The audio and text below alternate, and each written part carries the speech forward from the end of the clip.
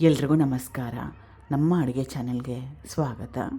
ಇವತ್ತಿನ ವಿಶೇಷ ಅನ್ನಕ್ಕೋಸ್ಕರ ರುಚಿಯಾಗಿರೋ ಅಂಥ ಸೈಡ್ ಡಿಶ್ ರೆಸಿಪಿ ಯಾವ ರೀತಿ ಮಾಡೋದು ಅಂತ ನೋಡೋಣ. ಬಾಣಲೆ ಇಟ್ಕೊಂಡಿದ್ದೀನಿ. ಮೊದಲನೇ ಸ್ಟೆಪ್ಪಲ್ಲಿ 2 ಚಮಚದಷ್ಟು, 2ರಿಂದ 3 ಚಮಚದಷ್ಟು ಎಣ್ಣೆ, ಕಡಲೆಬೇಳೆ 2 ಚಮಚದಷ್ಟು, ಉದ್ದಿನಬೇಳೆ 1 ಚಮಚದಷ್ಟು. ಕಡಲೆಬೇಳೆ ಕ್ವಾಂಟಿಟಿ ಜಾಸ್ತಿ, ಉದ್ದಿನಬೇಳೆ ಕ್ವಾಂಟಿಟಿ ಕಡಿಮೆ. ಜೀರಿಗೆ 1 ಚಮಚದಷ್ಟು, 1/4 ಚಮಚದಷ್ಟು ಕಾಳು ಮೆಣಸು, ಧನಿಯಾ 1 ಟೇಬಲ್ ಸ್ಪೂನಷ್ಟು.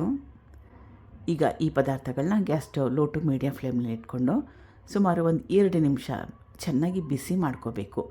ಯಾವುದೇ ಪದಾರ್ಥಗಳನ್ನ ಸಿದಿಸ್ಕೊಳಕ್ಕೆ ಹೋಗ್ಬೇಡಿ, ಚೆನ್ನಾಗಿರಲ್ಲ, ಆಮೇಲೆ ಟೇಸ್ಟು ಕೆಟ್ಟೋಗುತ್ತೆ.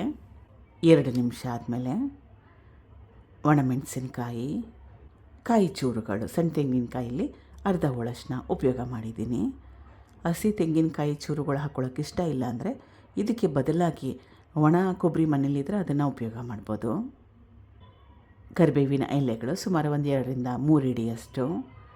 ಕರಿಬೇವು ಆರೋಗ್ಯಕ್ಕೆ ಒಳ್ಳೆಯದು, ಕಣ್ಣಿಗೆ, ಕೂದಲಿಗೆ ಎಲ್ಲದಕ್ಕೂ ಒಳ್ಳೆಯದು.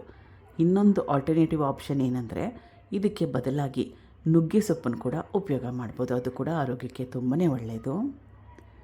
ಕರಿಬೇವಿನ ಸೊಪ್ಪು ಹಾಕೊಂಡ್ಮೇಲೆ ಮತ್ತೊಮ್ಮೆ 2 ನಿಮಿಷ ಬಿಸಿ ಮಾಡಿಕೊಂಡ್ರೆ ಸಾಕಾಗುತ್ತೆ. ಸ್ವಲ್ಪ ಹುಣಸೆ ಹಣ್ಣು, ಇಷ್ಟ ಇದ್ದರೆ ಸ್ವಲ್ಪ ಬೆಲ್ಲ ಕೂಡ ಹಾಕೋಬೋದು. ಈ ಪದಾರ್ಥಗಳನ್ನ ಹಾಕೊಂಡ್ಮೇಲೆ ಮತ್ತೊಮ್ಮೆ ಸುಮಾರು 2 ನಿಮಿಷ ಬಿಸಿ ಮಾಡ್ಕೋಬೇಕು. ಇದನ್ನು ರುಬ್ಕೋಬೇಕು. ಬಿಸಿ ಇದೆ, ತಣ್ಣಗಾಗಲಿ. ಹುರಿದಿಟ್ಕೊಂಡಿರೋ ಪದಾರ್ಥಗಳೆಲ್ಲ ತಣ್ಣಗಾಗಿದೆ. ರುಚಿಗೆ ತಕ್ಕಷ್ಟು ಉಪ್ಪು.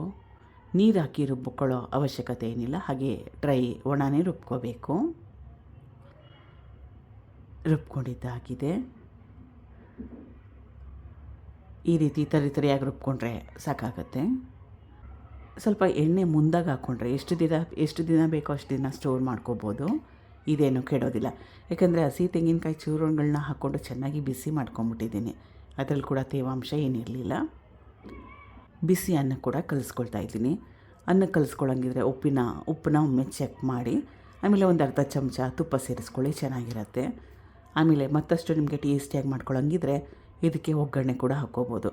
ಎಣ್ಣೆ, ಸಾಸಿವೆ, ಒಣಮೆಣಸಿನ್ಕಾಯಿ, ಕಡಲೆಬೀಜ, ಉದ್ದಿನಬೇಳೆ, ಕಡಲೆಬೇಳೆ ಇದನ್ನೆಲ್ಲ ಹಾಕಿ ಒಗ್ಗರಣೆ ಕೊಟ್ಟು ಮಸಾಲೆ ಅನ್ನ ಥರ ಕೂಡ ಮಾಡ್ಕೋಬೋದು. ಟ್ರೈ ಮಾಡಿ. Thank you for watching. ಧನ್ಯವಾದಗಳು.